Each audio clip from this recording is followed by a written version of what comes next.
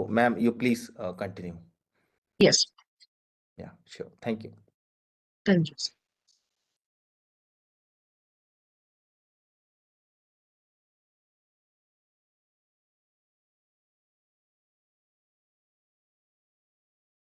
Good afternoon, everyone. Welcome to this second part of the QT-02 session. And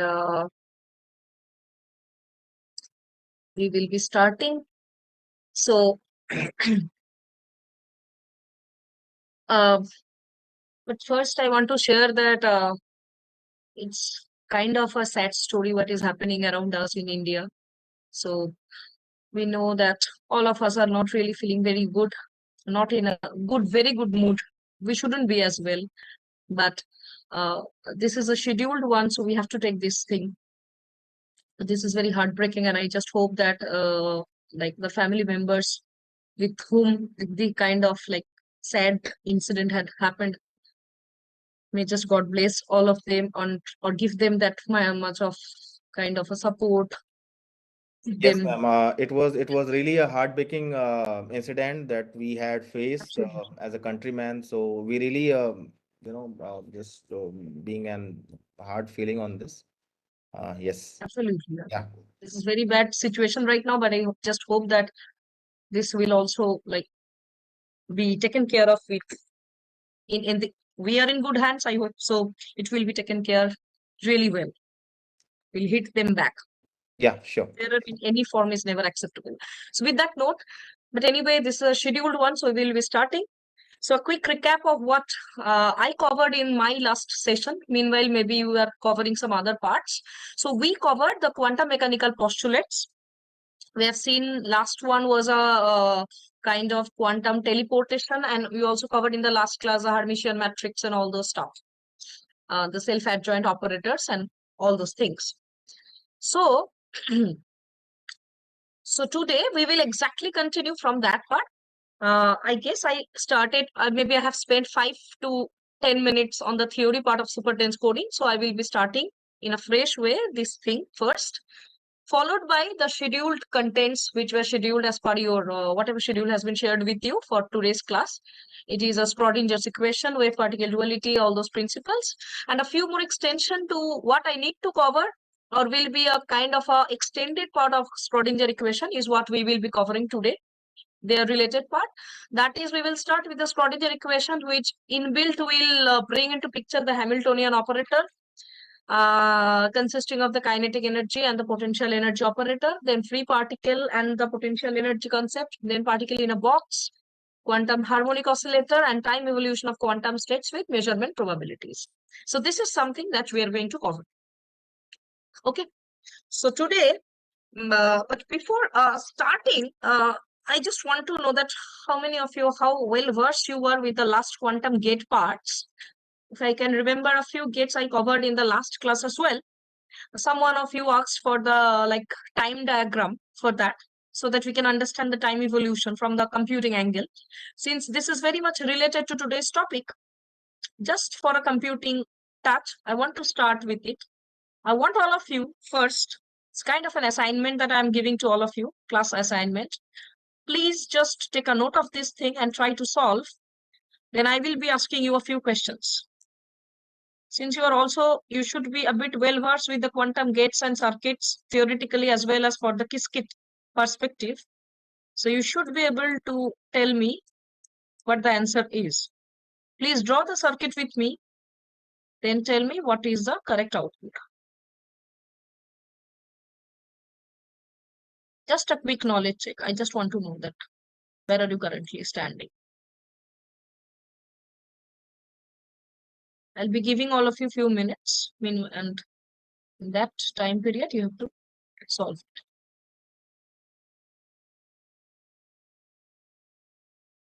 This is the first one. Let us do it one by one. So everyone, and the condition is that the qubits has been initialized. Qubits are initialized with register, with a register value which is 0. Okay. I'm giving all of you 2 minutes of time, 2 to 3 minutes of time to solve it. Please put your answers in chat. That's what you are getting. Everyone, please solve it.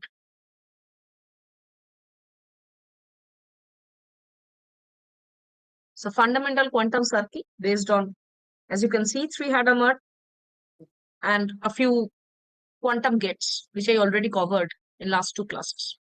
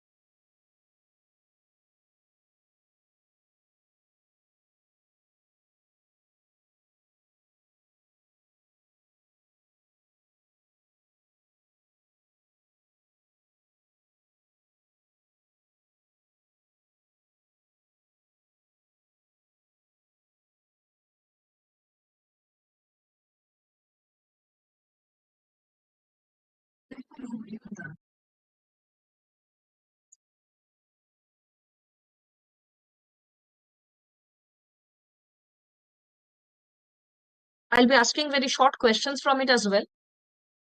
So start answering. How many total number of quantum states will be here? It should be a numerical answer from the quantum circuit. Question is, how many total number of quantum states?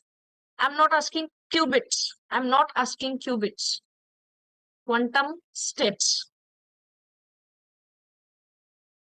Okay, I'm just writing the answers over here. I've got answers like 4, 16, 2 to the power 4. One has answered 6, one has answered 8. Okay, another 4. Maximum is 4, 16. Okay. 4 and 16 are highest frequency. Okay, one has answered just 8. Okay. Next question. Question number one was how many quantum states? Let me just write this thing. How many quantum states? Your answers are this thing. We'll analyze it. Oh, to the power 4 is 16 itself. So 6 and 8. Yes. Okay, 1. 1 also I've got. So 5 different type of answers we have got.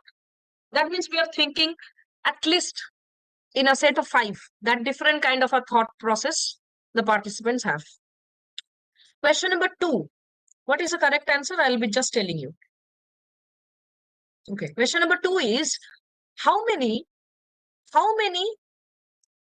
superposition is happening over here? How many superpositions?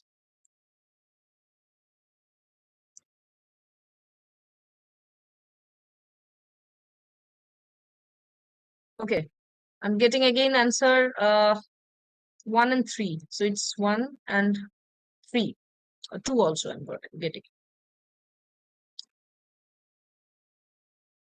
Okay. Question number 3 is, and this is the last one. Any other answer than 1, 2, and 3? What is W? All answers should be numerical. That is it. Okay. Question number 3 is, okay, 2. 2 also I got. Yeah, 1, 2, and 3. Question number 3 is how infinite superposition. Okay. Let me also write it. Question number 3 is how many qubits are there? How many qubits are there?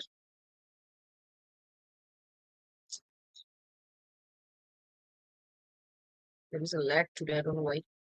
Just a minute. Yeah. How many qubits? Answers? 4, 4, 4. Okay. Anyone who think it is anything other than 4? No one. 4 is the only option. 3 also I'm getting. 2 also, one has said. Bhavna also 4. Okay.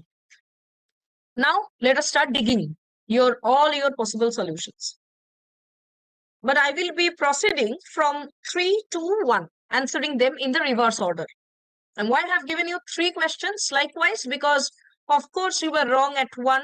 Then I have given you the related question on 2. You were again wrong, so I have given you the related question 3. Okay. So question number 3 is how many qubits are there? Why are you thinking that it will be 3 or 2 and not 4? You can clearly see that there are 4 kind of strings, and your Qiskit also you should be very well versed that it means that there are 4 number of qubits, Q0, Q1, Q2 and Q3. There is no doubt about it. So number of qubits is just your number of lines that initially you are starting with. So your number of qubits will be 4. Please do not think that a qubit has to mandatorily go through any quantum gate initially. It has to be Hadamarded, nothing like that. There is no logic of why I have given 2. Logically also I'm not getting any clue for that, but those who are thinking that number of qubits will be 3 because maybe you are seeing that on 3 qubits we are applying some Hadamard, it is absolutely wrong. It is in our hands whether you want to apply Hadamard on some qubit or we do not want to apply Hadamard. Now the number of qubits is 4. Now let us come to question number. So this is the correct option. Now let us go back to question number 2, which was how many superpositions are there? So the answer to that is, in what level I'm asking that how many superpositions? Of course, if you refer that number of Hadamard is bringing the superpositions, like number of Hadamard is creating a superposition, so that answer will be 3. But if I ask you that how many superposed state finally you should be getting, then your answer should be 1. So the number of superposed quantum state is 1. But if I refer that, do I mean really that number of superpositions being created? Because every superposition is created by bringing or incorporating a single Hadamard gates. So that means if I incorporate 3 Hadamard, that means 3 superpositions I have brought into picture. So number of superpositions, only if this is asked, this question can be ambiguous in terms of if nothing is mentioned. So you have to then answer it as 3 because it is number of Hadamard operations. Maybe the question setter has thought of something like that, but you should be asking me that whether I refer that number of superpositions in terms of operators or in terms of number of states being created. So number of states is 1 superposed state. Number of these Hadamarded superposition or superposition operator, if I say, that is 3. So anyway, those who have given 1 or 3, both of you are partially correct. But number of qubits is only 100%, it is 4. But I want to understand that why you have thought that it can be 2 or infinite. If it is an infinite number of states in superposition, just think logically, realistically, can we do any computation on those things? I have not asked you that how many superposed quantum states exist in the Hilbert space, where there is no input or information given on the number of qubits. Then it can be infinite number of quantum states can reside, or they can be like theoretically thought of to be residing in the Hilbert space, because Hilbert space is an infinite kind of space. Yes, I'm just repeating. 1 is correct in terms of the number of finally superposed state that is coming out of this thing. So number of superposed state will be 1. I will be drawing the entire thing. But those who have marked 1, this should be your thought process. That ultimately, whenever you are applying everything together, and the tensor product form, all those things, so number of superposed quantum state should be 1. On that only you are applying all the further operations. But the three superpositions, I should be asking that how many superposition phenomena is being created over here kind of thing. Then answer should be 3 because you are applying 3 Hadamard. So each of those 3 qubits now will be Hadamarded and they will be superposed. Right? So in that terms, it is 3 superposed qubits. But the quantum state after superposition will be 1. That is what I wanted to refer. Now, can you tell me that what is the correct answer for question number 1, where I asked you that how many quantum states will be there, not how many, yes, how many quantum states should be there? Okay, 16, 16, 16. Anyone else? 8, 8. So those who are telling 16, can you share that why you think that it can be like 16 or 17 or something else? Why you think like that? Because ultimately we are just applying 2 to the power 4 you are marking. Very good. But can you tell me that how you are getting for this qubit? Say I have told you that all qubits are initially 0. So Hadamard makes it 0 or 1, kind of 0 and 1, 0 and 1. So this is 3 cases where I'm getting options 2, 2, 2. But ultimately for qubit 3, I do not have that option. It is only gate 0. Right? So where you are getting the possibilities for 4 qubits, Q0, Q1, Q2, and Q3, here possibilities is 2 because it is Hadamarded. Here it is 2, here it is 2, but here it is only 1. So ultimately it should be 8. Please do not get confused. You have to check that how many superposed gates are there, because the remaining one will be automatically associated with that.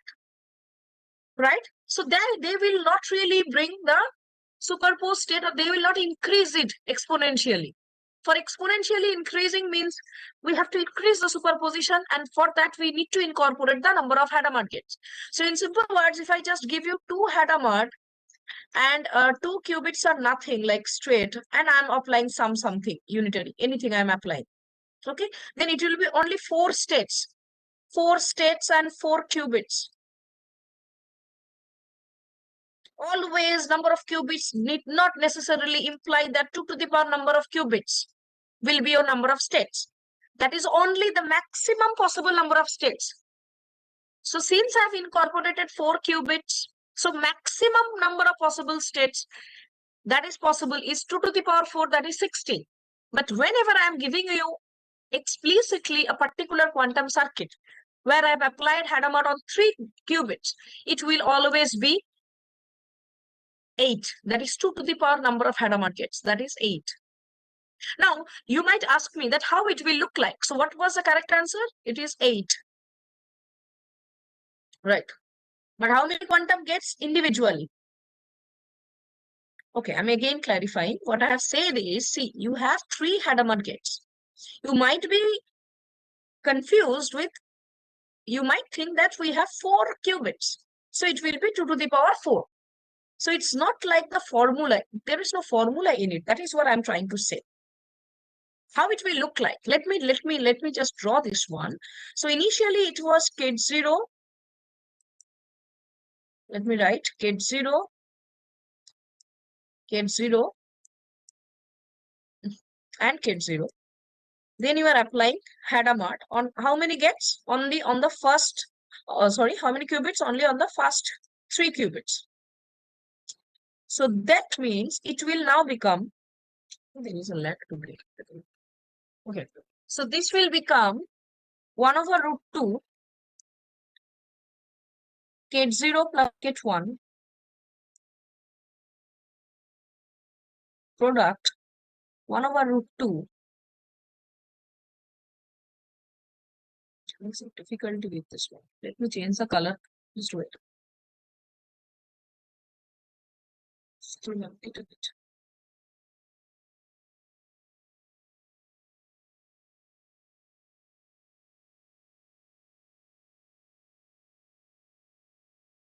Plus gate 1. Just a minute. Change it. Hey, this is happening. And this one is also 1 over root 2 QT-0 plus QT-1. But what about this one? This is simple. QT-0. That means the total amplitude will be what? 1 over root 2, 1 over root 2, 1 over root 2. That is 1 root over of 8. Or 1 by 2 root 2. Whatever you like. Times, and this will be, now together if I write it down, so you can imagine that all these first three superposed one will ultimately create 0, 0, 0, 0, 0, 1, 0, 1, 0, 0, 1, 1, likewise still 1, 1, 0 and 1, 1, 1. Now there is another qubit. So these qubits are generally called ancilla qubits, and we often make use of these things. Mostly in purpose of flag or some other purpose, we also incorporate some other qubits, which we do not put in superposition for our easy computation. It behaves here just like a flag because we cannot really incorporate any other variable in quantum. Whatever we do, it is on all. So we generally put a blank register kind of thing, and we put only 0 on that. Okay.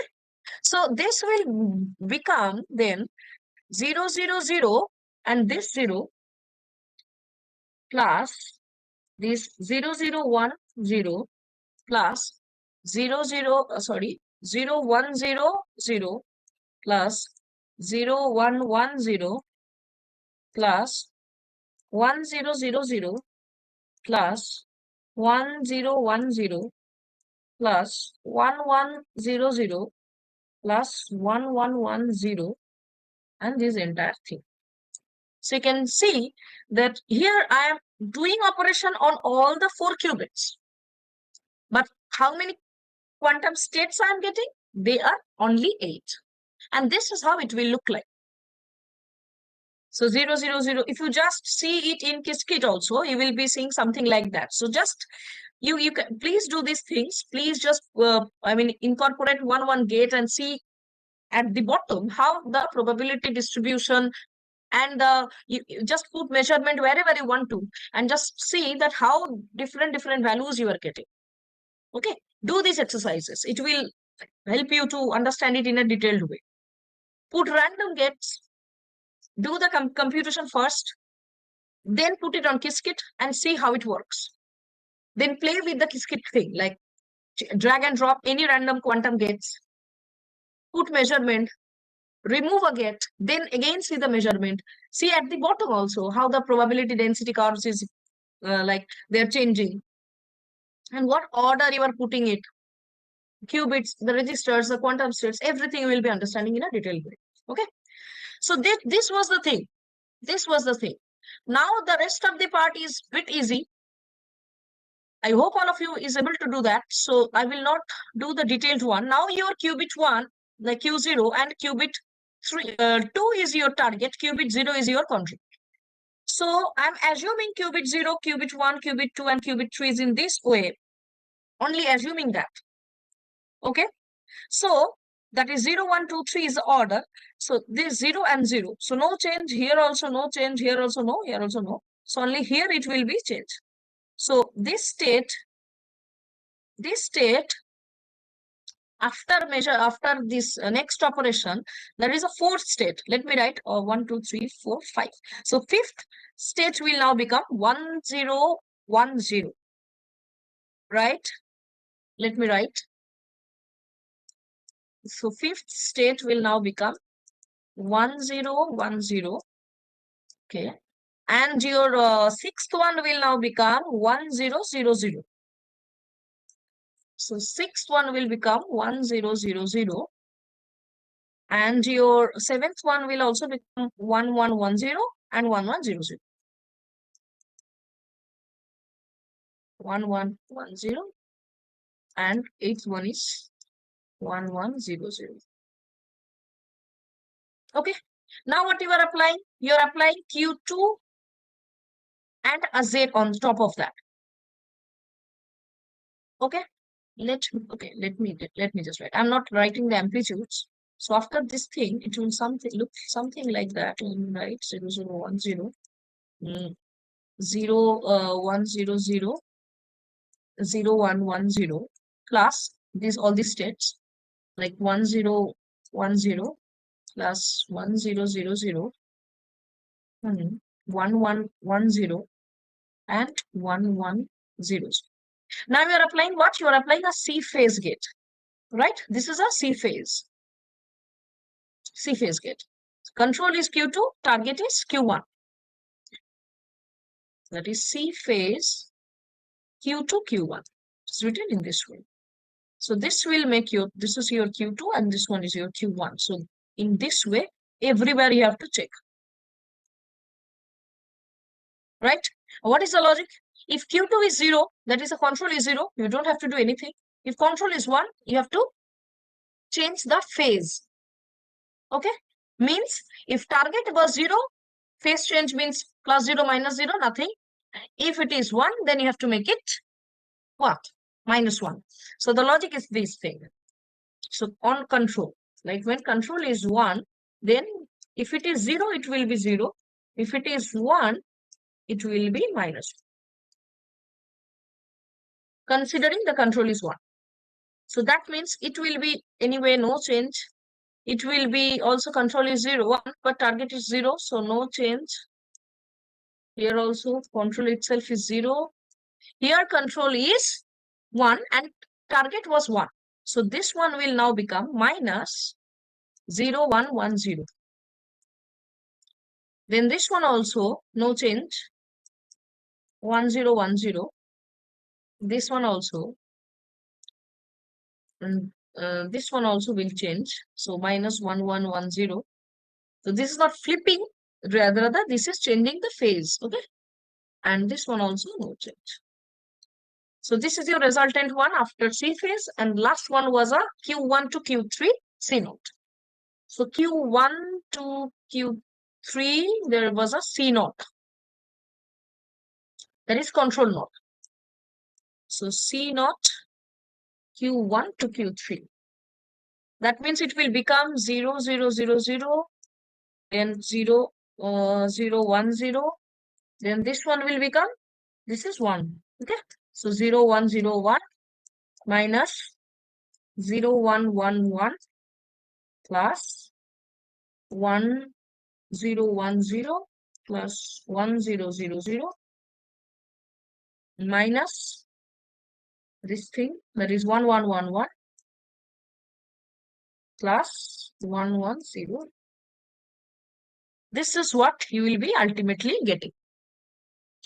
So this should be your resultant quantum state. Okay. Now those who are having any confusions on the this part, all these things, is it clear now? And also how the evolution is taking place? Great, great. And this phenomena is also called time evolution. If you see, that is why it is called a time diagram. And ultimately, this is a maths part, but ultimately what you have to realize from this is that initially there was some quantum states, right? And now you are applying some operator. Operator means nothing but the quantum gates. That is doing what? Those operators, it is just doing the time evolution of that particular state. Initially, see, now no new states are being added over here. Unless and until you do some interference, that is a different thing. Until and unless you do that, there is no such change. Only some operators is doing what? Changing your state from one state to another. So this is called like changing quantum state from one state to another. It is called a time evolution of quantum states. Okay. So your initial quantum state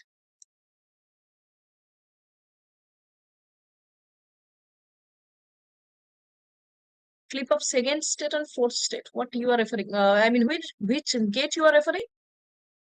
Okay, second one and fourth one. These two. Second line. Second line means this one. Okay, this one. Okay. Okay, from this I'm getting this. See, what was my control? Q2 was my control. Q1 was my target. Right? So Q2 was my control. Q1 was my target. Q2 was 1. So that is control is 1. That means your target, if it is 1, then it will be phase shifted. This is the logic. So you have to change the phase. So that means your 1 will now become -1. So it's 0, 0, 1, -1, 0, which, 0, -1, +1, 0. Minus, I have just taken it outside and I have written it in this way. That is 0, 1, 1, 0. Nothing else. Okay. So initial quantum state to final quantum state. Or it's better to write a set of quantum states, and initial also like a set of quantum states.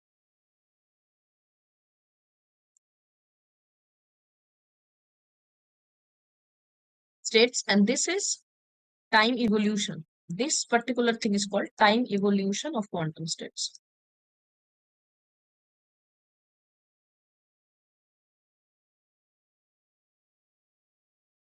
Phase and interference are completely different. Those who are attending a session new, at least this is very much recommended. At least the last session, you should be watching the videos on YouTube. Please, that is a like minimum criteria. Please follow that. Okay. See, phase is a completely different thing. Interference is completely different. Interference is a quantum phenomena which believes that two waves, whenever they interact, they either decrease their power or increase their power. Decrease their power means if they cancel each other, then it will be a destructive interference.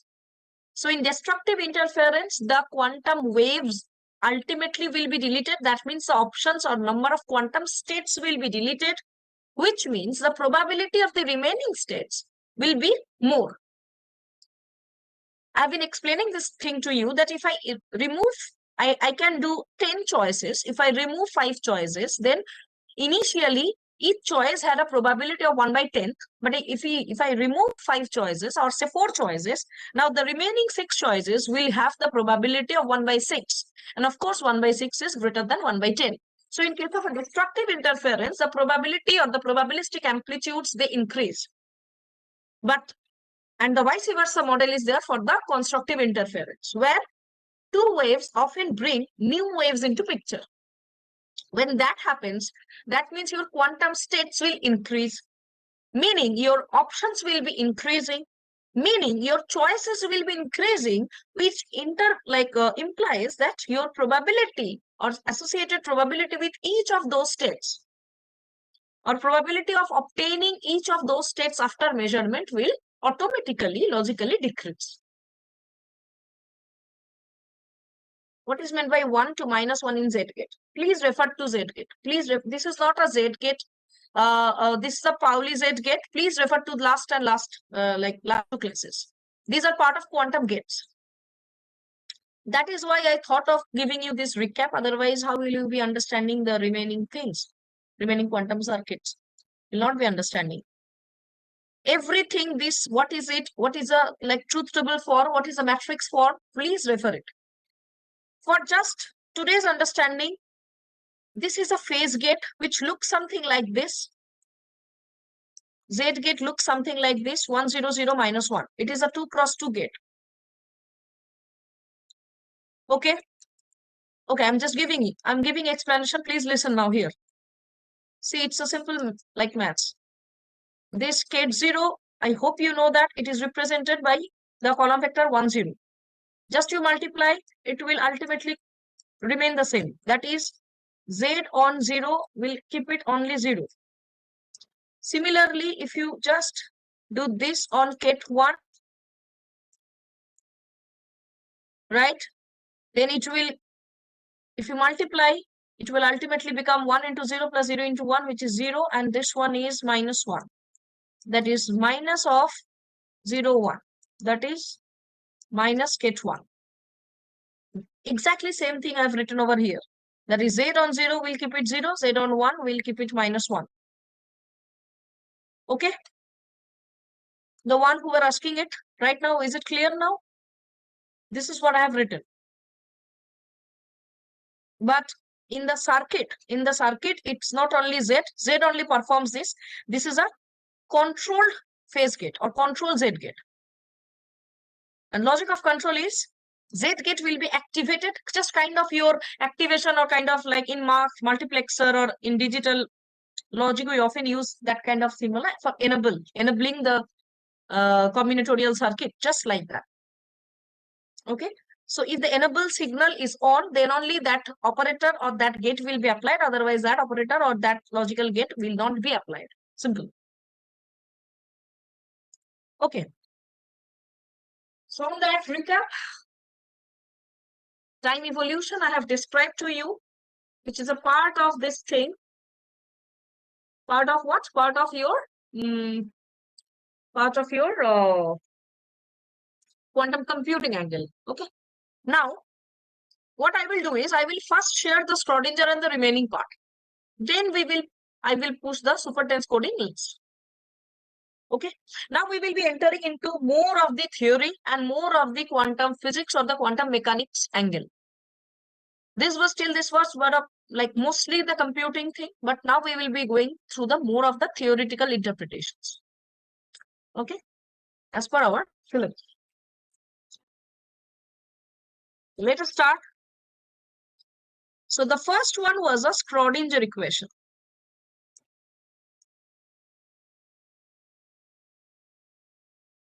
Okay. So Schrodinger equation is a very fundamental kind of equation or a representation of non-relativistic quantum mechanics. And what it describes how a quantum state evolves over time. That means whatever we have seen it, we only have seen it in the lights of some logical gates, okay, and the circuit, quantum circuit, part of the computing. Now we will see exactly the same thing and what is the definition and all those parts. Okay, so it's a fundamental equation of non-relativistic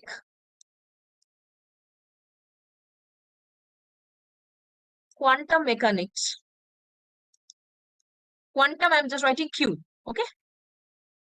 Describing how a quantum state evolves over time. That is governed by Schrodinger's equation. So there are two different variants of this one. One is the time-dependent Schrodinger equation,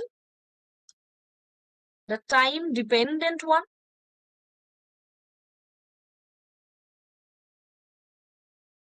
There are so much of maths, so I have not put any slide. And the time-independent one.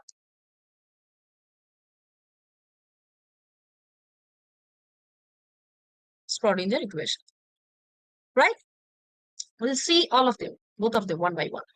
So time-dependent Schrodinger equation, how it really looks like, it looks like this. T is H cap psi RT. Question is what is what? This is a wave function. Okay. What is your R? R is your position. And what is T? Definitely T is your time. I is the imaginary one. You know that del T is a partial order derivative with respect to time. So it's a partial derivative with respect to a time. And this one is the reduced Planck's constant. Okay. Just the value of this one is h by 2 pi, where this h is 6.62, something like that, approximately, of course, into 10 to the power minus 34 meter square kg per second. Somehow. Okay. But what is your h cap? H cap is your, H cap is your Hamiltonian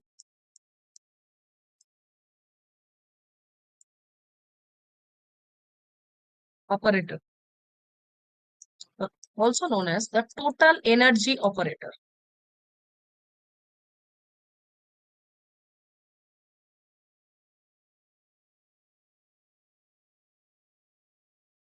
Don't get confused with the theory.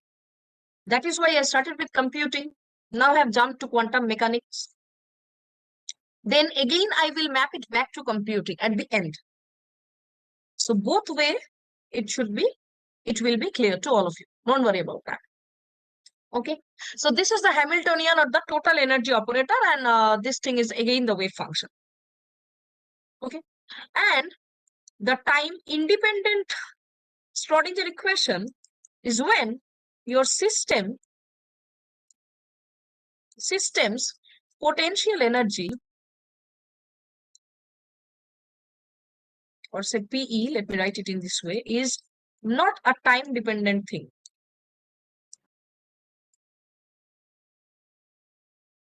And then the Schrodinger equations look something like this. There is no T here, you can see. And this is E psi r, where this psi r right now is a spatial wave function only, not temporal because time is not there. Spatial means with respect to only the space or the position. So that is why it's called a spatial wave function, nothing else. And your E is your energy eigenvalue.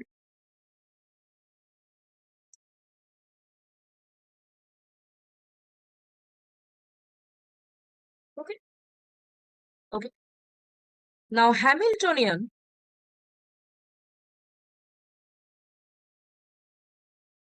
I have not explained eigenvalue term. It comes from the characteristic equation or basics of linear algebra. I hope that part is clear. Okay, or how we can calculate it with respect to any normal linear, like linear, say, matrix or linear algebra equation.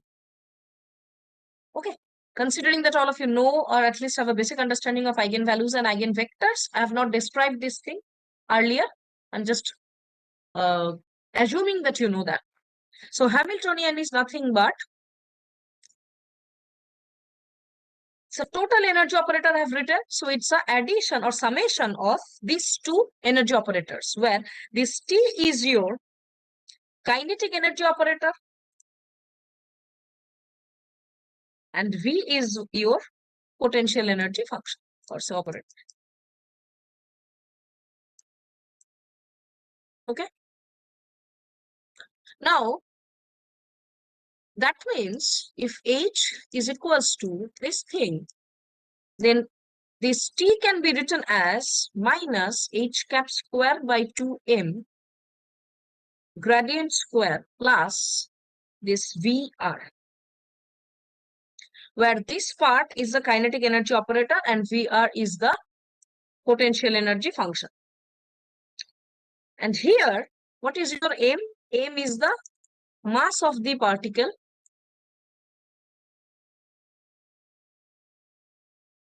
Okay. And H bar is the same thing, the fundamental concept in like quantum mechanics context. This one is your Laplacian operator.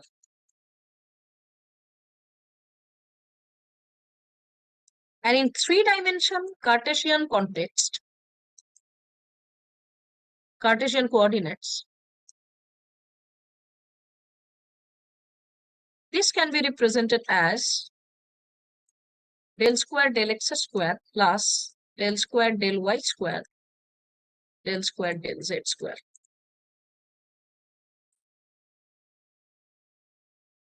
Okay, and what this represent? This represents the curvature or spread of a wave function.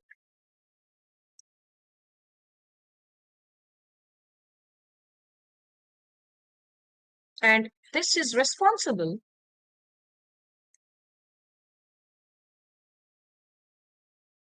for knowing how momentum affects. This is much of the physics level. I'm again reminding you, momentum affects the quantum system. So this T is nothing but the motion of the particle. Motion of the what type of particle? Quantum particle.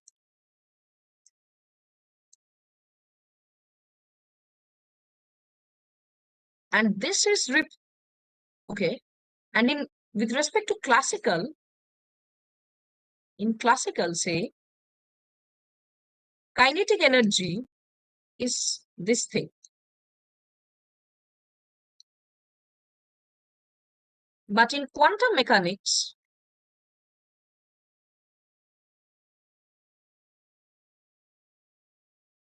absolutely, partial differential equation, second order. But in quantum mechanics, this P is represented as operator like I minus I H cap and grad operator. So why this thing? So this is an operator. Why this thing? Because, or from this thing, we also can like infer that from de Broglie's hypothesis. What was the hypothesis? Anyone can tell what was the hypothesis for de Broglie? Anyone? Just put it on chat. What was that hypothesis?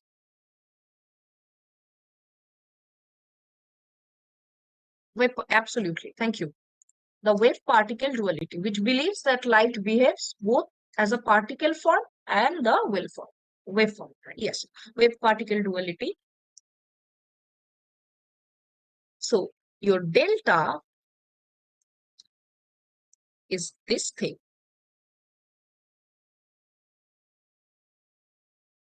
So this is your wavelength, this is the Planck's constant, and this one is your momentum. Absolutely, absolutely. So a free particle, can be described by a plane wave delta R T is equals to this equation minus omega t. Okay. What was this thing? This is a wave vector.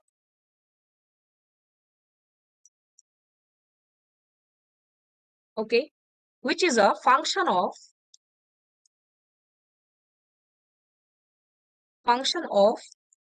this. And this omega is nothing but your angular frequency. So this is related to energy.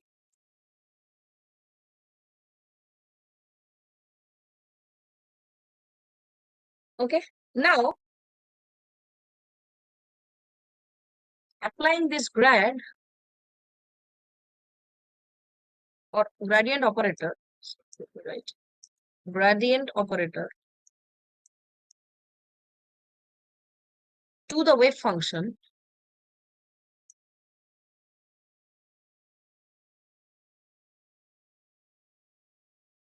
where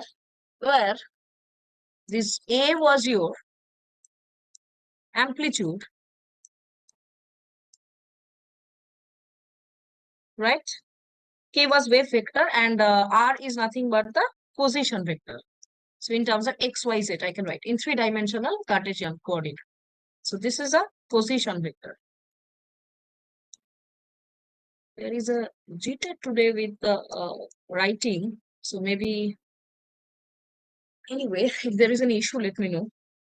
And omega is the angular frequency. Okay, so if that is the case, then your gradient on this wave function, yes, wave function will give this thing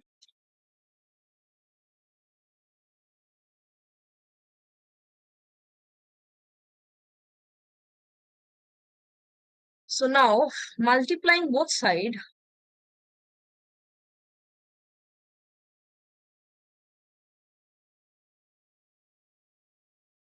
by this, if I multiply it, so I h cap, so it will be minus I h cap grad psi. I'm not writing the r and t now, which is this thing, h cap k cap psi, and this is nothing but p psi.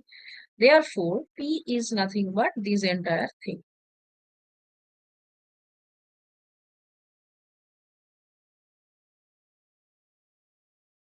The grad operator. Okay. Now the special part. What was the special part?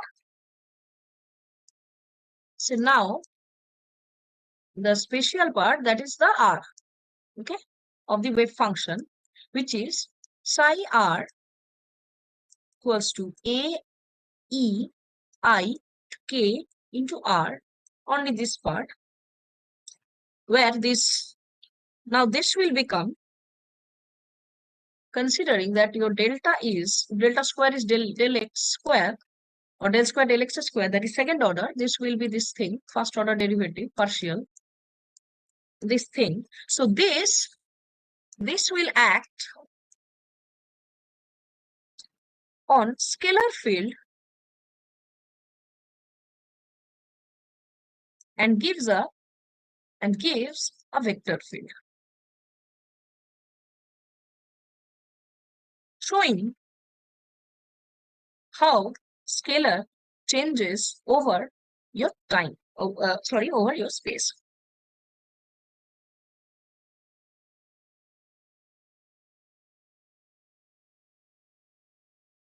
Okay.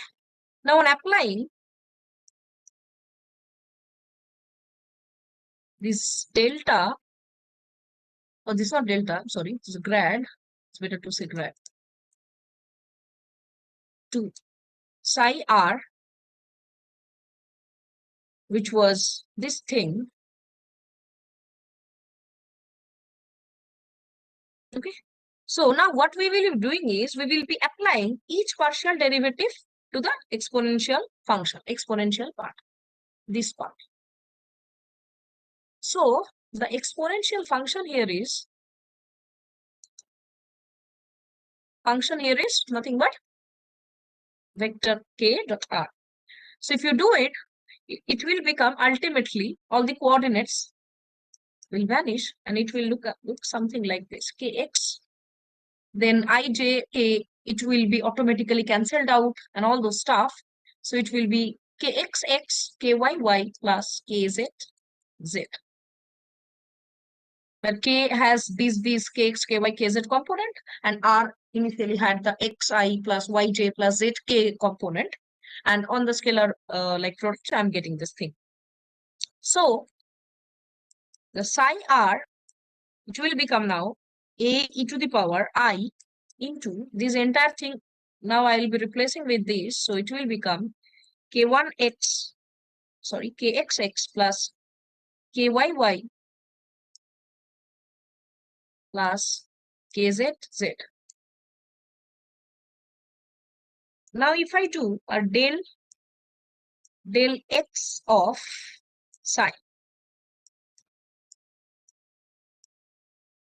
okay, that I am just deriving or taking the derivation with respect to only x, partial order derivative. If I do that, so it will be del x of this thing, entire thing, first I kxx plus kyy plus kzz, this entire thing, which will become equals to I into kx into this entire thing, right? So this entire part.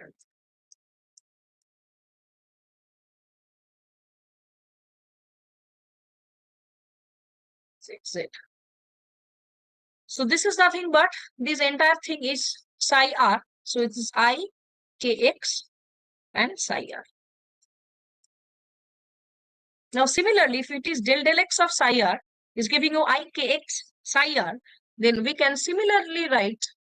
So similarly, The remaining ones will also be as it is. So del y of psi r will also give you I. It was kx, so now it will be ky psi r, and your del z of psi r will also give you this thing, that is ikz and psi r. Okay, so the full gradient will be, if I just write the full gradient, okay, so grad psi r means nothing but, what are the components now? I kx psi r, I ky psi r, and I kz psi r. Psi is the wave function and all those things. So kx, ky, and kz, I can write it in this way, that I k vector psi r. This thing I can write. So that means,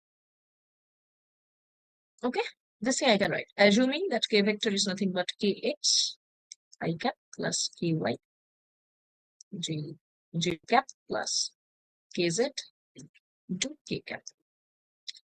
So therefore, that implies that grad psi r is nothing but I k psi r is equals to, that it will imply that P psi r is minus I h cap delta psi r. Okay, we have seen also this thing equals to h cap k psi r is equals to, so I can write it. Okay, from all the earlier like variable initiations and all these things. Now we'll enter into the potential energy part. So the potential operator, which was this thing. From where I am getting this thing, Hamiltonian was equals to T and V. Right now we are into this thing. Okay, so this is a multiplication. Potential operator is nothing but the multiplication by the potential energy function VR. So that means this is nothing but, this is the multiplication by the potential energy function VR. That means in symbolic representation, it is nothing but this. So this is equals to VR and psi r. So this is the potential energy function, and this is the wave function. This also was the potential energy part, and this is another wave function. Multiplication by the potential energy function, this with psi r, with psi r. The effect is similar. Now there will be several cases. So case number one, if I have free particle. So for a free particle case, what will happen is, I will assume that there is no potential energy. That is, your VR is equals to 0. So that means your Hamiltonian is nothing but right now only T vector or T cap, which is minus h square by 2m. M is the mass, h is the reduced Planck constant, and grad operator square. Therefore, the Schrodinger, so Hamiltonian is a part of the Schrodinger thing, if you remember. So Schrodinger equation for a free particle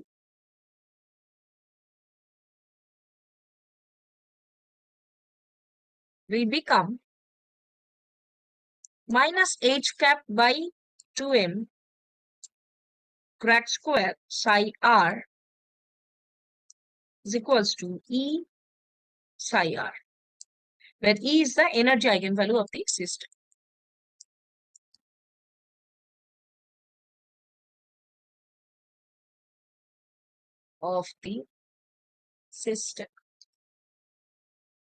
Now the next will be the particle in a box with a certain assumption. So this is your case number 1. Yes, it is for the static particle, absolutely. So second one is, it is not static, but it is confined in a particular box. Okay. This is particle in a box.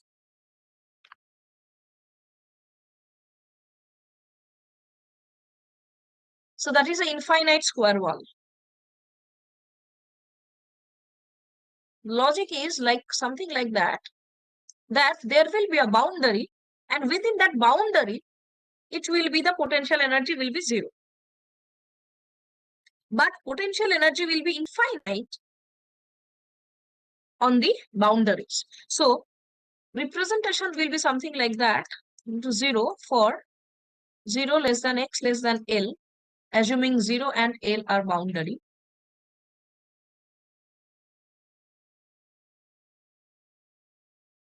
And VR is equals to infinite for this x less than 0 and x greater than L.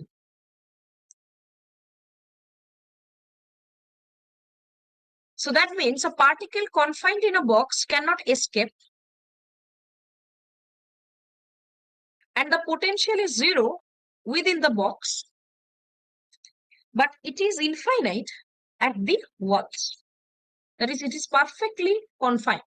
So that we will believe that a particle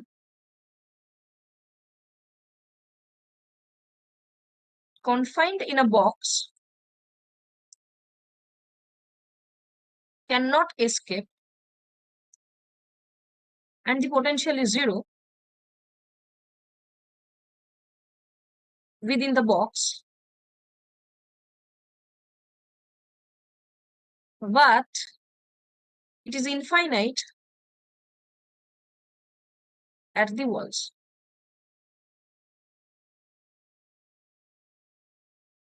Okay.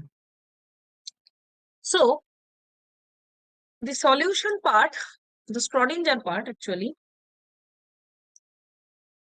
the Schrodinger for case 2 for particle in a box,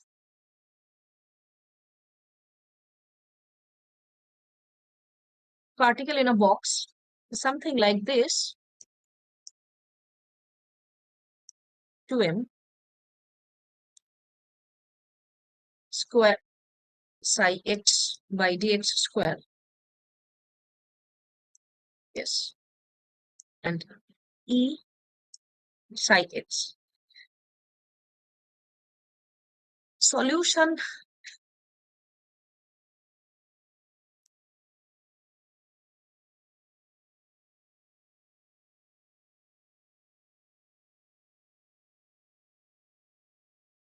See, it is only, don't really assume that it is kind of the, yes, but assume everything is quantumly.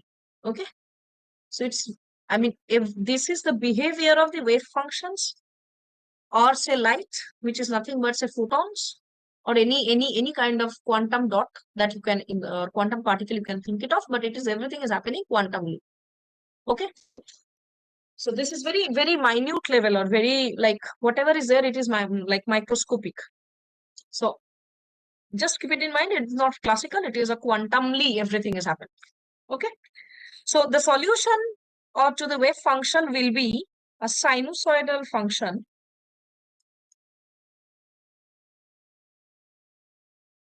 Okay. Sinusoidal function, and where we assume that the energy levels are also quantized.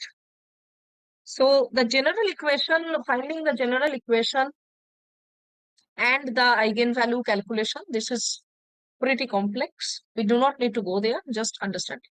Yes, so what I referred is particle in a box is free particle is there is no boundary, okay, where the potential energy is zero, right? There is no boundary of the behavior of the electrons or the photons that we want to measure.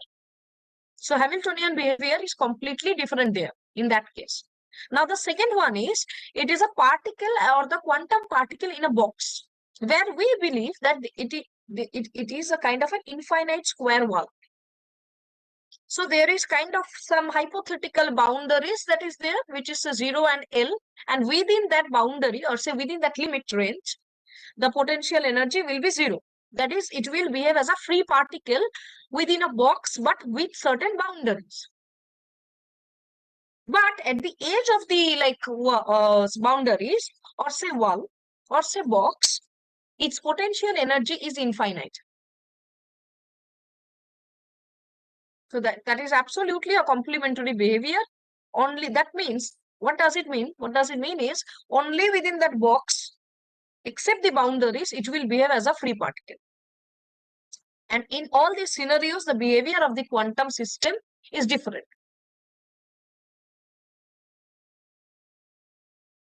Potential distribution is what you are referring. Are you referring probability distribution?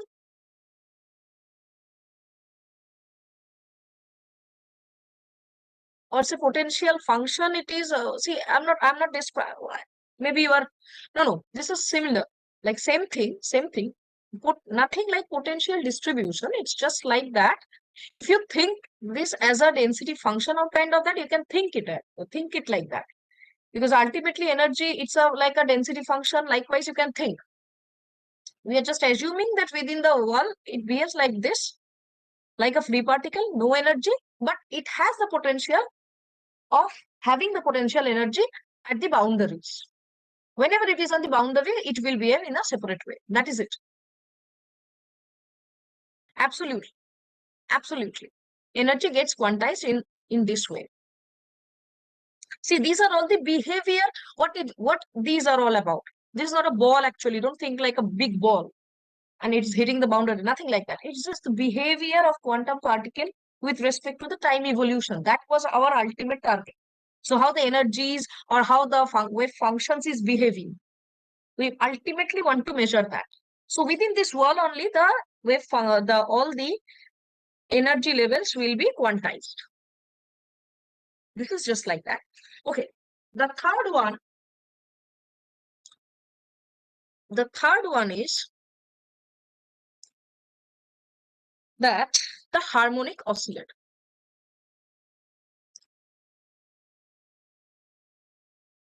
Or you can call it also the quantum harmonic oscillator.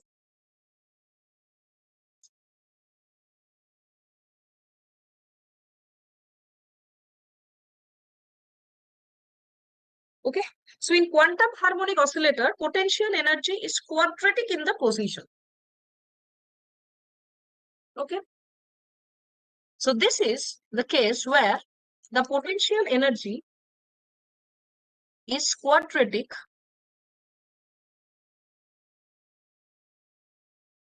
in the position. Position means the R. So your potential energy here will be this thing, but quadratically it will behave. The function is quadratic with respect to the position, where m is your mass and omega is your angular frequency.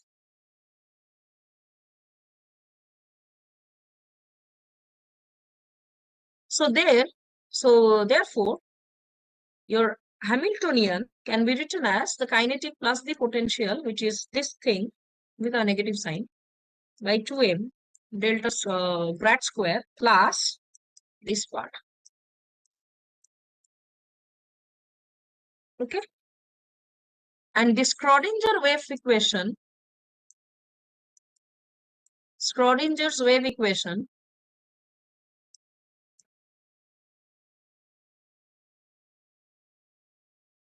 will be kind of, for this particular case, for case 3, will look like this. That's minus h cap, just a minute,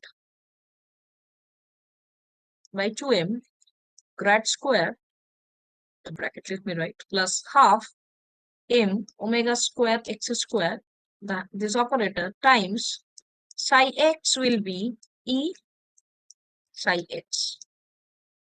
And again, I'm not going to the derivation of the solution of this thing to find the general solution of the wave function. I'm not going to that, but the solution will behave like a Hermite polynomial. On your interest, you can definitely. Quantum mechanics is not a very small thing. It's a very big part. You can definitely refer there. Okay. So these are the 3 cases. So now at least, I know these are maybe new to the ones who is from the computer science background and all this stuff, but at least you have understood that there is a wave function kind of thing. And the wave function that we see, which wave function is nothing but, okay, one by one, let us do it, dig it one by one line. So we have seen the context of wave function. Rather, and from where it came into picture, because initially we have seen that initially our belief system was it is in light is nothing but some particle. Later we have seen that it is a wave thing. From that, we also believe that in quantum mechanics or quantum physics, which can be used interchangeably, everything, every quantum object can be described as a wave function. Right? Now, wave function is what? Wave function is nothing but a combination of some abstract mathematical possibilities, nothing else. Okay. Now, whenever there is possibilities, there are multiple other parameters that can affect it, like mass, momentum, energy, all those stuff, position, everything. Okay.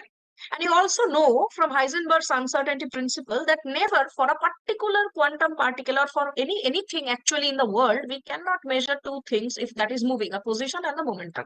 That is not possible. So considering all those things, we have now dropped down to a theory concept, which was known as a Schrodinger equation, which is exactly the same thing as we were doing. What is that? That is a wave function. Whatever we were describing, the quantum states, you write it in the bracket notation form, you write it in the any form. Ultimately, that is a wave function, and all wave functions in quantum follow the principle of Schrodinger's equation. It guides it. It's kind of a guidebook, Schrodinger equation. Now, Schrodinger equation, we have seen several components of it, but in one component, we have seen the Hamiltonian operator. So some operator working on some wave function gives you back a Hamiltonian operator followed by the wave function. The structure is like A into B equals to C into D kind of that, where your C part is the Hamiltonian operator. Now, whenever we have seen the Hamiltonian operator, next question that came to your mind is what Hamiltonian really is or what it is composed of. There we have seen 2 different types of operator, your kinetic energy operator and the potential energy. Okay, before that, there was another angle. I missed that one before Hamiltonian, that the Schrodinger equation also can be of 2 different variants. One is, which is your time dependent one, where everything you put, that is a factor of time as well, or time will be manipulating those things. Any way you can say. Second one was a time independent Schrodinger equation. So the second one behaves like a spatial wave function. Why spatial? Because there is no temporal thing or the time thing into picture. That is also another behavior. We have seen that. Okay. Next part was the Hamiltonian. In Hamiltonian, we have seen the kinetic energy and the potential energy. But unlike your classical kinetic energy calculation, we have seen that here for kinetic energy, there is a gradient concept. Okay, which is nothing but a del x, del y, and a del z. And if it is a vector, it is del x I cap plus del y j cap plus del z k cap. This is operator. This, whenever operated on some other vector, is creating something. That was the logic. And what does it give? It gives a curvature or the spread of the wave function. The physical interpretation is that.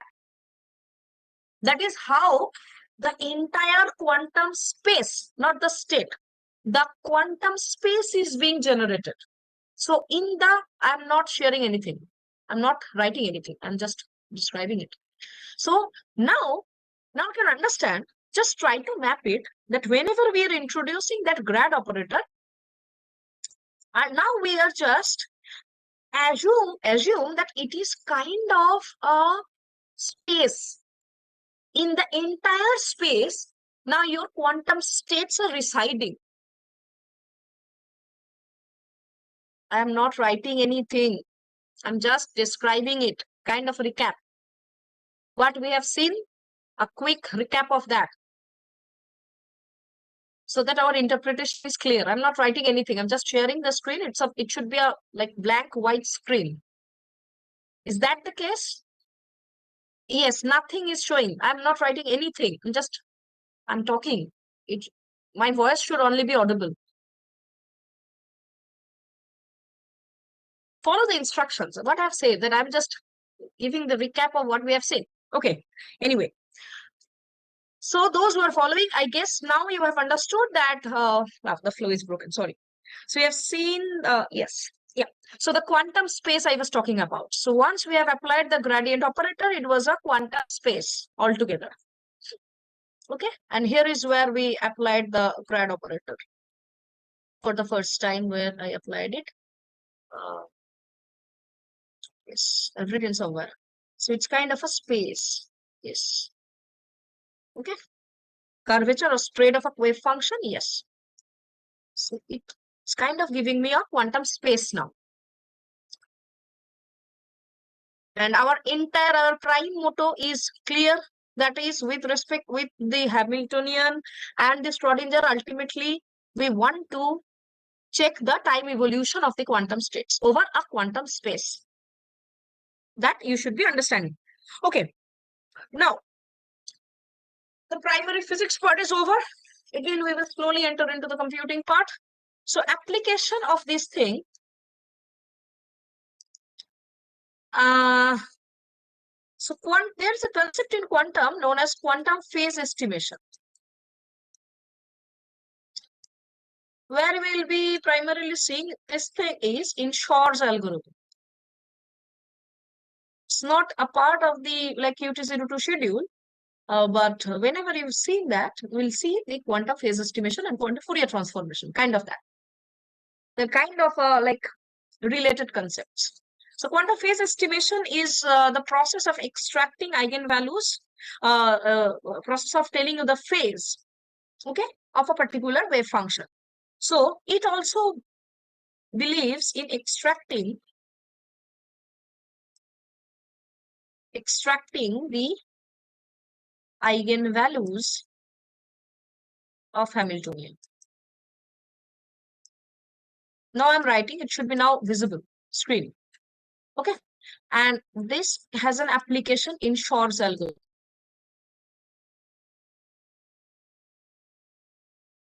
All right. Screen is visible, right?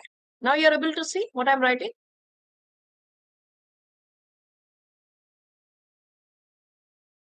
Okay. Thank you. Thank you. Yes. So last slide was this thing, the case 3, which was a quantum harmonic oscillator. Next one is this one. Okay. Second one was your Trotter-Suzuki decomposition.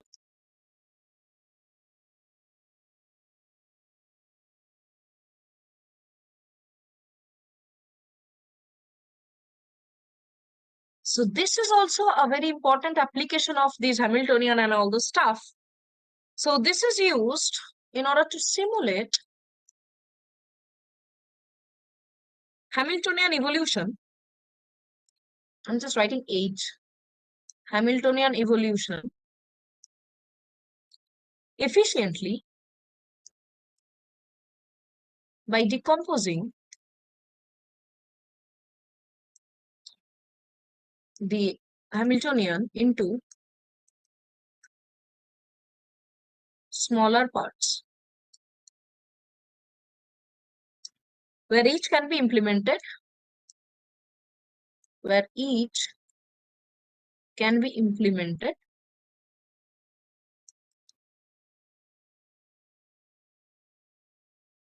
by quantum gates.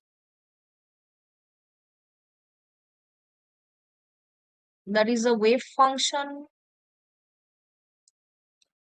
is something like this.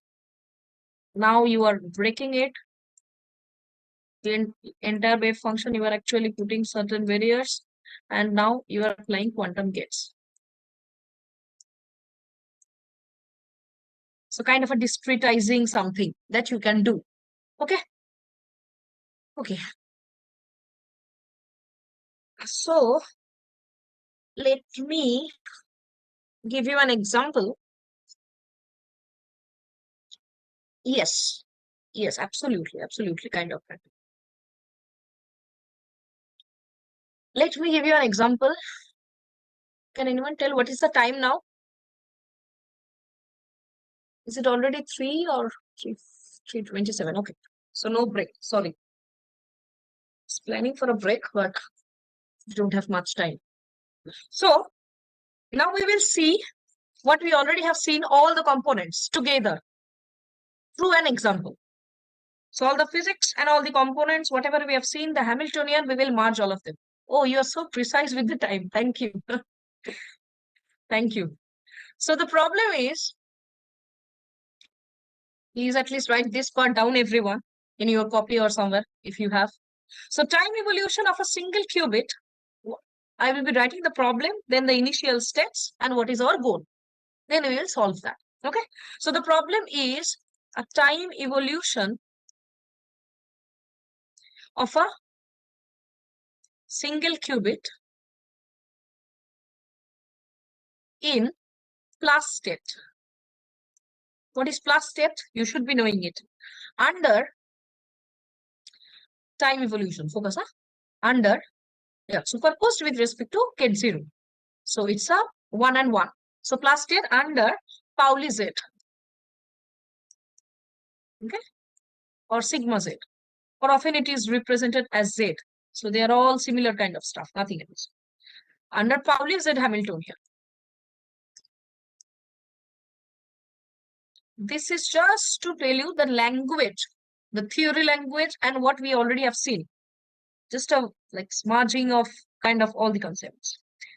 This thing we will be now doing.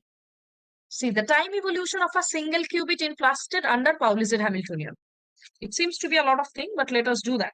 So given was your initial state.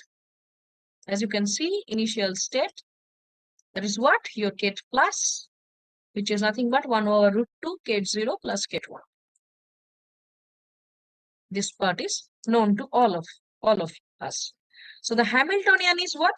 Hamiltonian is given to you as H cap is nothing but this H, the Planck's constant or reduced Planck constant, angular frequency by 2 and Z. This is given. This is given, okay? Where the Z is 1, 0, 0, minus. Even if this part is not given, you should be knowing it. Right. What is your goal? Your goal is, or objective is, to find the time evolved state. To find the time evolved state. Which means the behavior of quantum states without watching it quantumly through some computation, you should be able to predict. That is the target. So to find the time evolved state, Ket psi t, and also along with that, we will also compute the measurement probabilities. Measurement probabilities in this thing, in the computational basis, this and this. Okay? In this basis. 0, 1, this. So 0, 1 is a computational basis. There are another different types of bases available. If it is plus and minus basis, it is a Fourier basis. We are not going into that. Okay. So now this is the question. Let us see. Okay. So the solution.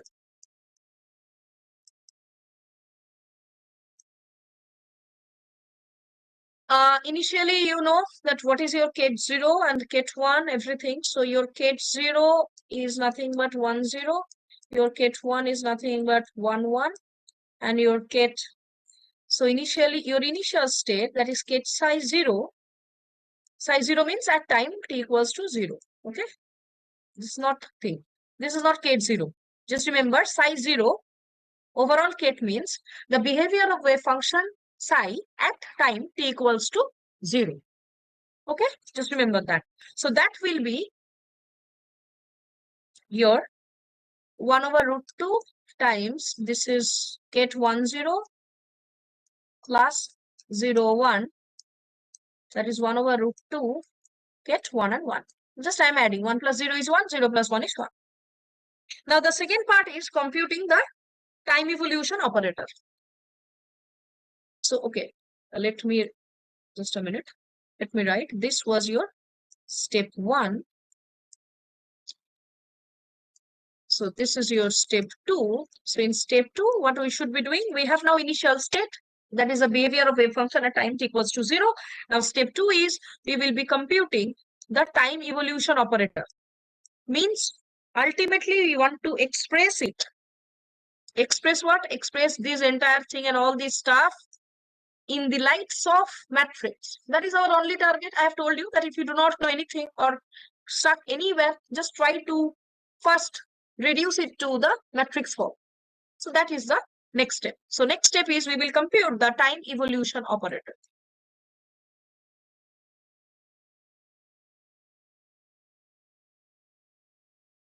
Right? So that is your ut, which is e to the power minus I h cap t by 8. We will now be calculating ut, where your, if I plug in your h cap, that which is given is Planck's constant, this thing, angular frequency by 2z. This is given. But this is the unitary operator or the time evolution operator. Okay. So therefore, if I just plug both this thing into this, so ut will become e to the power minus I h cap omega by 2 to z into t by h cap. Now h cap and h cap will be cancelled out.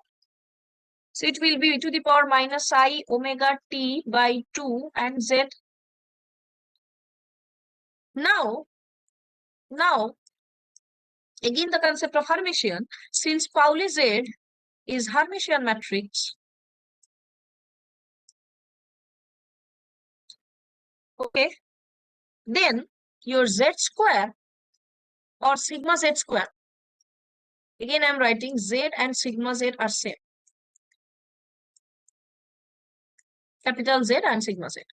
So this will be true if sigma z is a Hermitian matrix, right? Therefore, e to the power minus I theta z, if I just write it down in this way, this part can be written as cos theta I minus I sine theta into z. Definitely, it can be written in this way, right? If you just write it in the form of a matrix, you will see ultimately the end result or LHS and RHS, they will be the same thing. Okay. So for theta equals to, what was your theta? This thing, omega t by 2, right? So omega t by 2, we have what? We have this thing, ut is nothing but the cos omega t by 2 I minus I sine omega t by 2 z.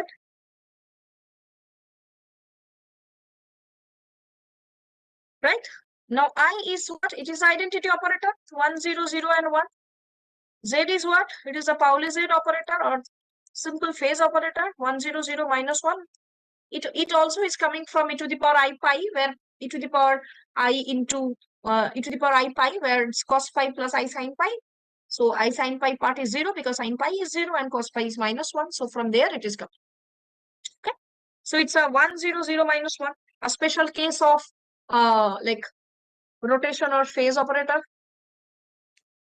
Therefore, the ut, now I will be writing this thing in the matrix form. Okay. So if I just write it down, I can write it in this way, that ut is nothing but this cos omega t by 2 minus I sine omega t by 2. This is 0.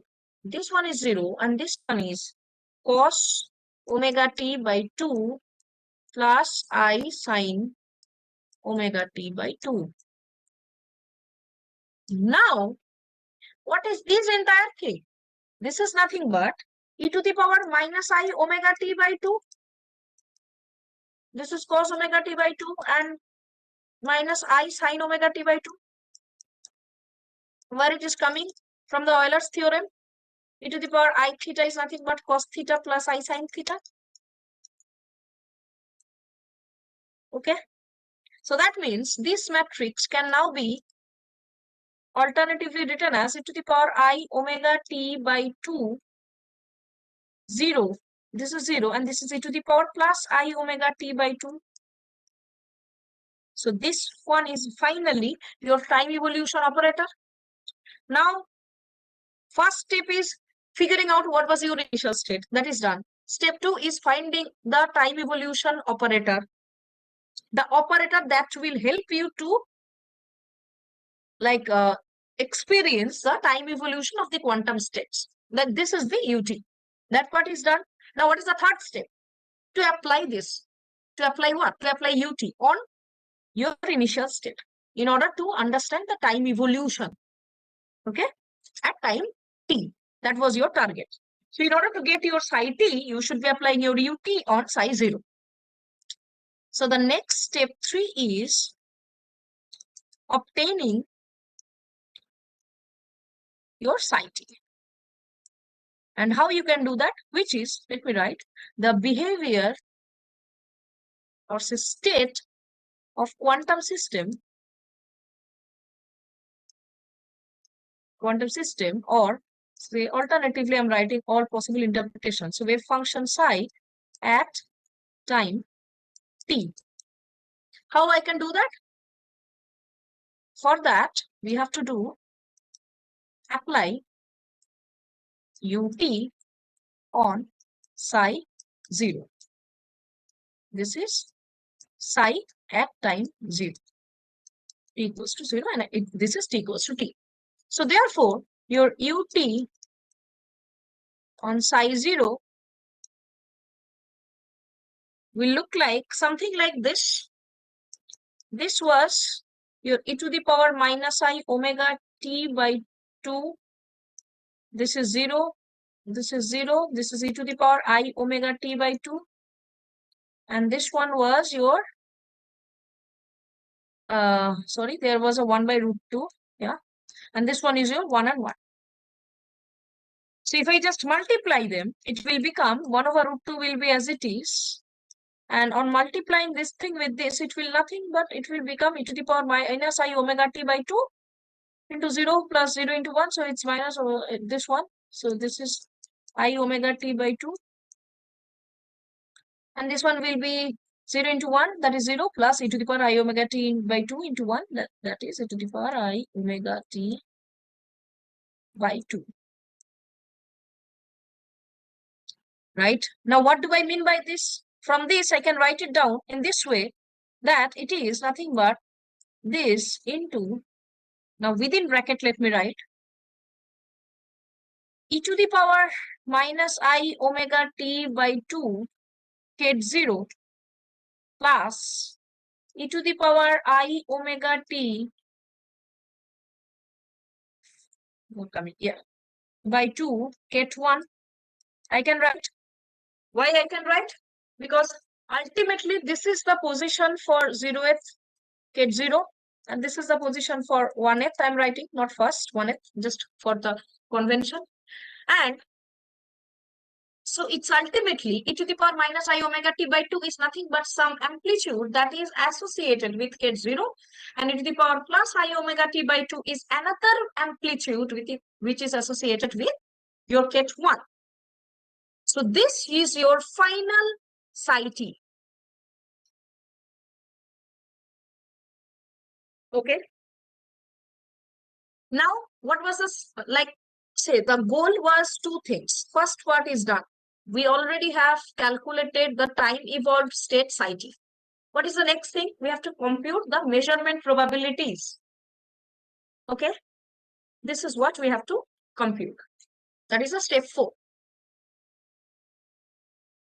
Let me write here. So, for step 4, it is for describing the mathematical probabilities.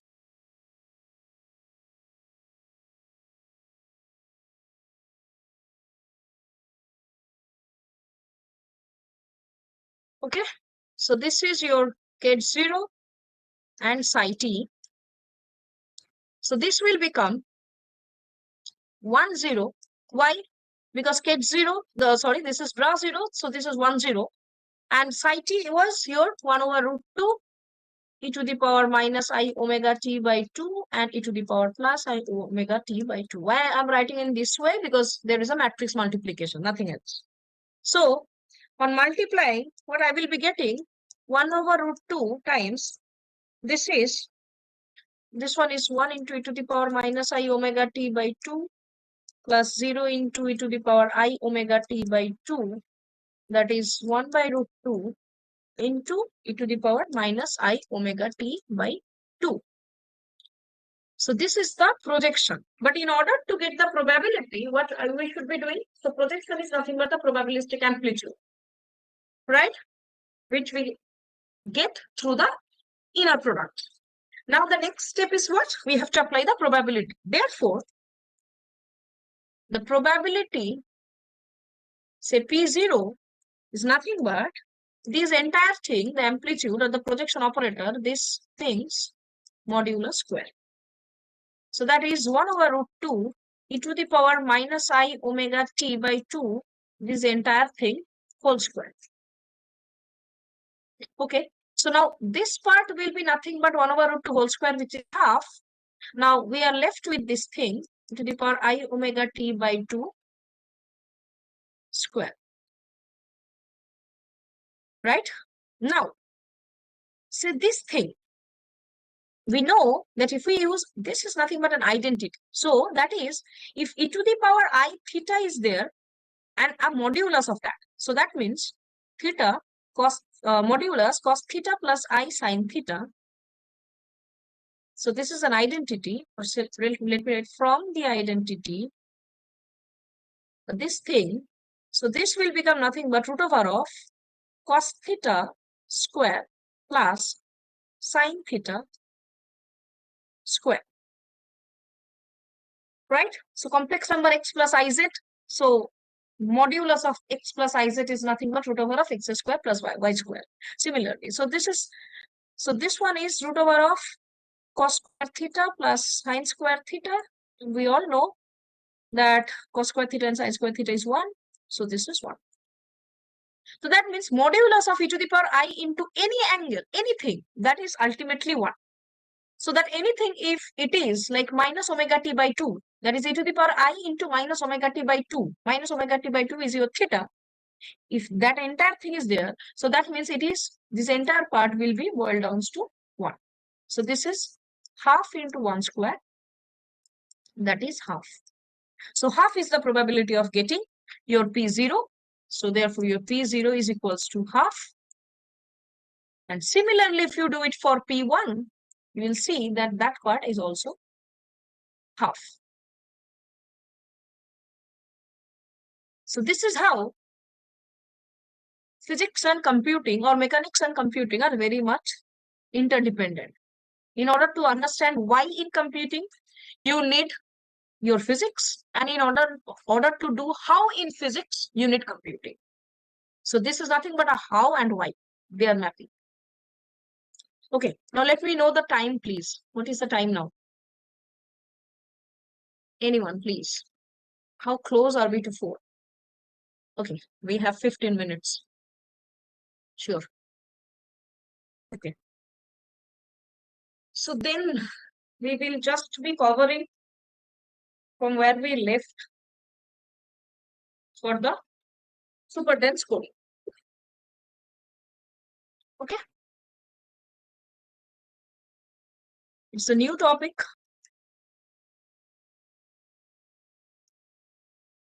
Which is kind of a new topic, not a new topic, it's an old topic, but it's a new kind of a like quantum mechanical postulates that today we will be completing. And when we have started it in the last class, we have seen the theory. What was the theory? A quick recap. I'm not writing anything. This is already there in the last session's lecture or last day's lecture. So the idea was it is kind of a reverse or complement of teleportation. In teleportation, what we were doing is we started with a classical bits of information, and ultimately with the help of the classical bits of information, Alice has a particular arbitrary quantum state with her, and without sending the quantum state directly to Bob, who was in the receiver end, with the help of a classical channel and 2 bits of classical information, okay, Alice was able to ultimately make Bob interpret what she wants to send. And accordingly, Bob finally not really cloned the quantum state, rather was able to recreate the quantum state. That was a fine idea of quantum teleportation. And we also have said that the idea for superdense coding is exactly the reverse, where we believe that Alice wants to send. Now, in this case, say superdense coding, Alice wants to send 2 bits of classical information. 0, 0, 0, 1, 1, 0, or 1, 1. Any of these information Alice wants to send. And for that, Alice will be using a quantum state to do that. Okay. So the circuit was kind of this. So today we will be starting with the circuit itself. So circuit was something like that. So first there was a concept of an entangled pair, which will be there with both Alice and Bob. This is for creating the entangled weld state, or say weld state generation. Hadamard and C naught, this forms a basic entanglement circuit. Okay. After that, here you will be getting Kate psi. Now, there has to be some quantum operation, unitary operation. Why we need this quantum operation? Because here ultimately we are trying to regenerate the classical information from the quantum one. So that quantum state that I'm having, or Alice has, Alice will be doing some quantum operations on the quantum state. Based on the output of the quantum operation, Bob will be predicting or interpreting the classical bits of information. That is the idea. So this is a unitary operation or unitary operator. This will go through some quantum channel. You know, this is a quantum information, so it has to go through some quantum channel. So this is another Hadamard, and there is another a C naught gate here. So here it is a quantum channel.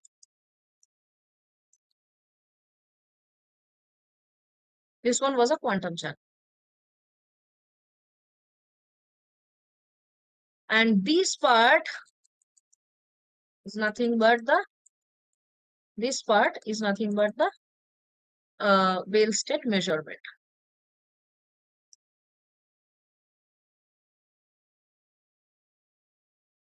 So target is here, Bob should be able to tell that what was the classical information. 0, 0 or 0, 1 or 1, 0 or 1. Okay. That was the thing. So initially you can understand that psi, this psi is nothing but this Kate 0, 0 plus 0, 1, 1 by root over of 2.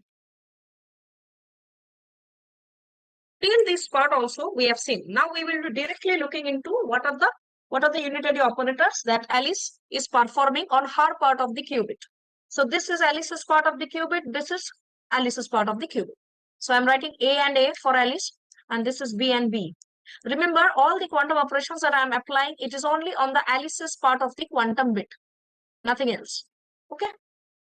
So on this I will be applying, and on this I will be applying. On Bob's qubit, I'm not applying any unitary. This line has no quantum operation. Okay. So now, in order to do that,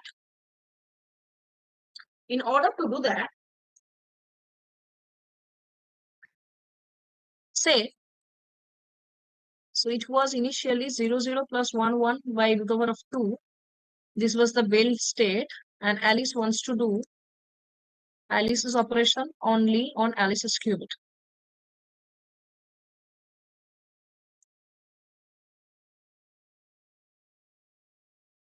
This distillation part, I hope it is clear to all of you that from a quantum state, you have to distill, do the distillation, that on what are the qubit numbers 1, 2, and 3, what are the operations, who is doing what, all those things.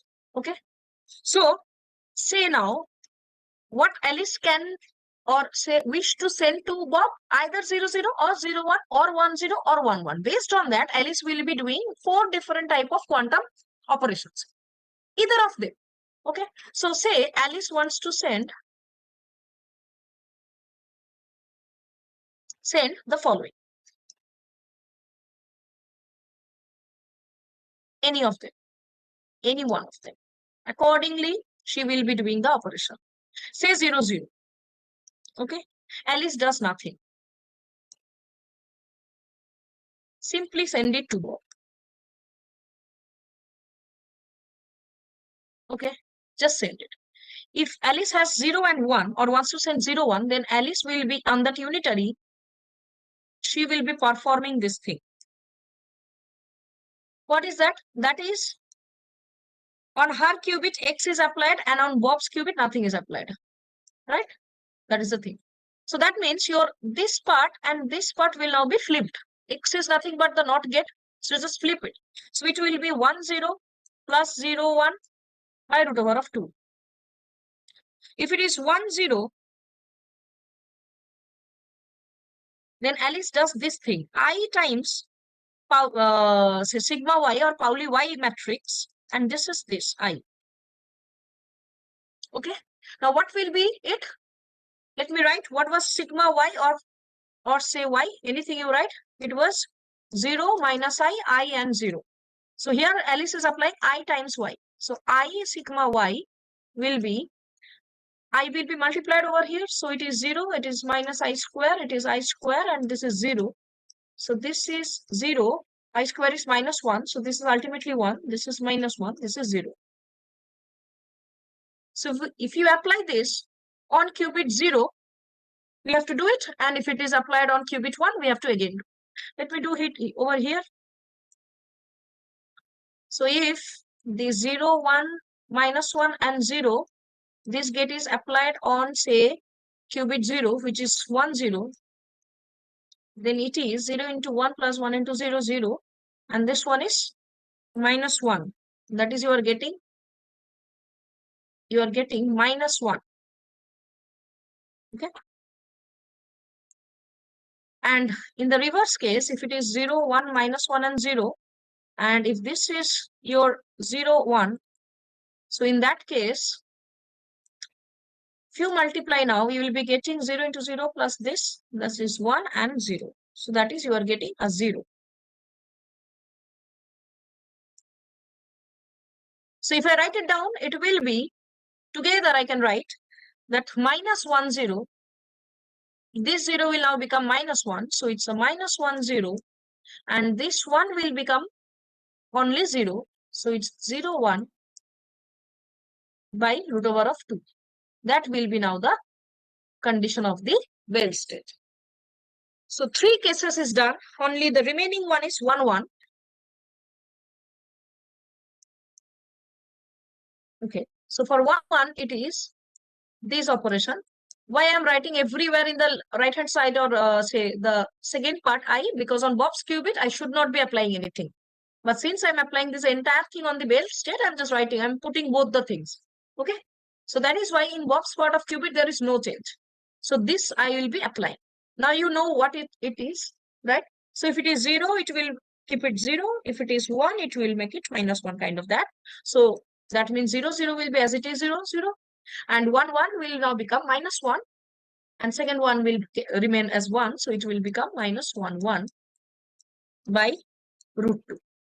Z is your phase gate. Okay, this is your 1, 0, 0, minus 1. Now Bob has received 4 different bell states, right? So now we are in this phase. This phase. Everything is done. Till this part I am now. Okay. So here in till this part, Bob has received all the 4 states. Any one of the 4 states Bob can receive. Okay. So now say Bob has 4 different bell states. Possibly. Now what is the first operation that Bob is doing now? Bob is applying a Bob is applying a C-naught gate, right? This is a C-naught gate, the field bubble, field circle, and this one. So this is a C-naught gate. Now the C-naught gate has some effect on Bob's qubit. So Bob could either receive 0, 0 plus 1, 1 by root 2. Let me write all the possible values. Then Bob could receive 1, 0 plus 0, 1, 1, 0 plus 0, 1 by root 2. Or Bob can receive minus 1, 0, I guess it is minus 1, 0 plus 0, 1 by root 2. Or Bob can receive 0, 0 minus 1, 1 by root 2, right? Now, in any of these cases, now it will be applied on Bob's qubit. That is the second qubit. Okay, so C0, then C0, then C0. So what ultimately here we will be getting? You would see we will be getting 0, 0 plus 1, 0 by root 2. Right? Based on Alice's qubit, 0, 0 will be 0, 0, but here 1, this is a control, this is a target. So this one will make this one as 0. Okay. And in this case, it will be 1, 1 plus 0, 1 by root 2. Simple flipping based on whether control is 1 or not. This one is minus 1, 1 plus 0, 1 by root over of 2. And this one will be 0, 0 minus 1, 0 by root 2. Right? Now just check in case 1 and 4. So this is case 1, this is 2, this is 3, and this is 4. So in case 1 and 4, in these two cases, what I have got is second qubit is 0.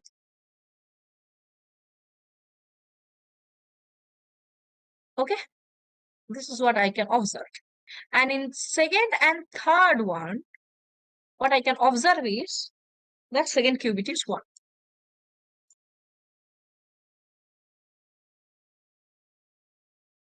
Right? So if my second qubit is 0, that means Alice has either sent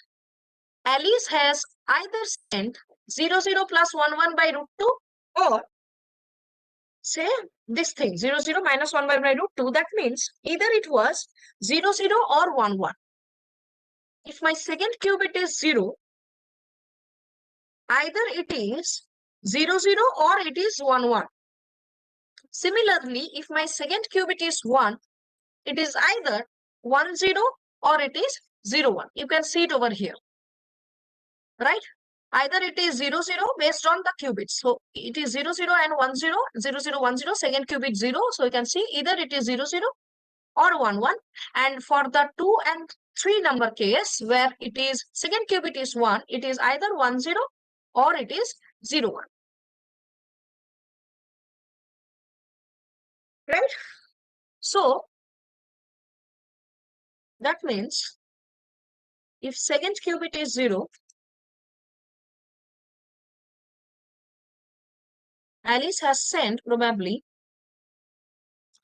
either 0, 0 or 1, 1. And if second qubit is 1, Alice probably have sent either 0, 1 or 1, 0. Okay. Now the thing is that, so there has to be, that means there has to be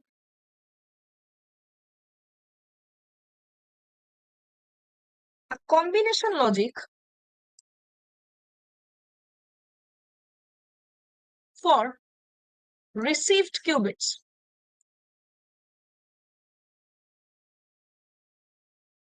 Right? Because either second is 0. If that is the case, then it is K0 plus K1, just check it, by root 2, second qubit is 0, or it is this thing times second qubit is 0. So if you do that now, just an apply and header mark on the first part, as already done in the circuit, you will see that this is 0, 0, and this one is nothing but 1, 0. So that is 1, 0, and this one is 0, 0. Okay. So Bob will infer from a table that Bob will use for the second qubit and the first qubit.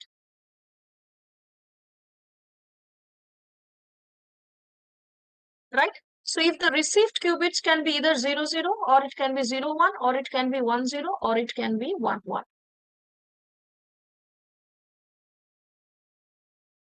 And logic is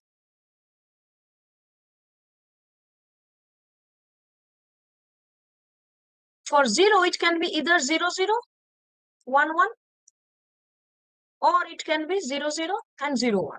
Based on these two cases, I can receive for both the qubit combinations. Or it can be for 0 and 1, if second qubit is 0 and first qubit is 1, it can be 0, 0, 1, 1. And for this one as 1, it can be 1, 0, or 1, 1. Remaining two cases, nothing else. Okay. Similarly, for here it is 1, it is either 0, 1, 1, 0, or for this one it is 0 means 0, 0, 0, 1. Similarly, here it is 0, 1, 1, 0, and this one is 1, 0, 0, 1. Since it is OR, just take this one. So ultimately, the result will be, just take the common, so it is 0, 0, and this one is 1, 1, this one is 0, 1, and this one is your 1, 0. So on receiving these two qubits, on applying a similar, like a easy logic, Bob is ultimately able to predict that what was the original 2 bits of classical information. Classical information that Alice wanted to send.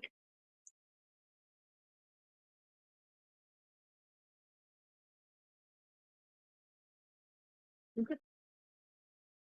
That is the idea of, and this is called dense coding, alternatively known as coding, alternatively known as super dense coding. And why it is dense? Ultimately, by using 1 bit of quantum state or 1 unit of quantum state information, we are ultimately decoding 2 bits of classical information. That is the end of today's session.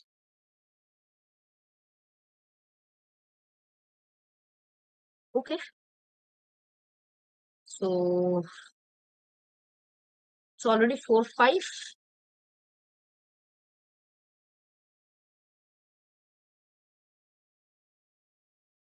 I want to stop here. So we will again meet on tomorrow. And the topic is the computational complexity. Maybe tomorrow we will be see. Thank you, Anil.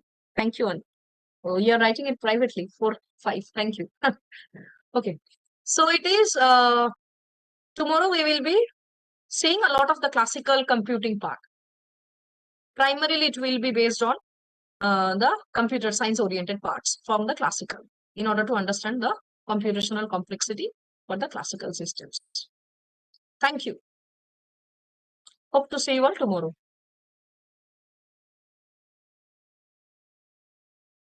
Thank you. So, hello, ma'am, am I audible? Yes, sir. You're on. Yeah. So, thank you so much, ma'am, for this informative session. And definitely, we'll meet tomorrow for just a continuation to this quantum lecture series. So, once again, thank you so much for this session, ma'am. And there is also one announcement for the participant that we have also scheduled the quiz 2 starting from tomorrow onwards. And I think it has been already posted on your Canvas profile.